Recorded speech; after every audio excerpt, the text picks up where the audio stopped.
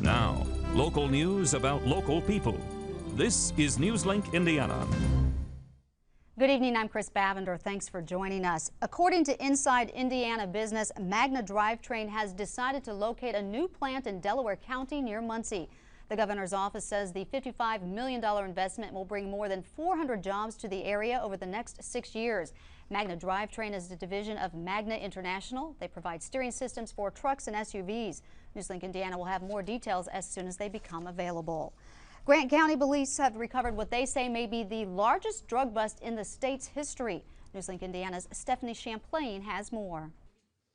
2.5 tons of marijuana, a street value of $11 million. Police received a phone call a little after 10 o'clock Wednesday morning. They came to this house located at 2501 South 600 East. At the house, police found 10 people unloading 2 trucks, 356 bricks of marijuana, weighing anywhere from 9 to 31.5 pounds each.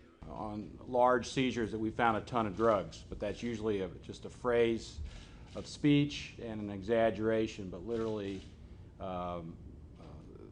there is a significant amount. One truck registered in Texas, the other Indiana. Police arrested the homeowners Kelly and Frankie Fanning.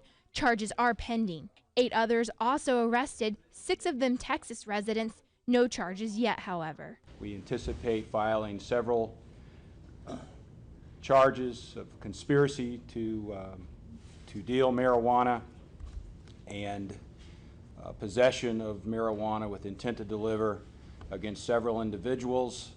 All 10 could face anywhere from 2 to 8 years if convicted. Police say the drug bust, sheer luck. Anytime you can take drugs off the street and keep it out of the hands of children or anybody else that may get them. So whether or not it was meant for just this community or state of Indiana or wherever it may be going, I think it was important that it was done. In Grant County, Stephanie Champlain, Newslink, Indiana.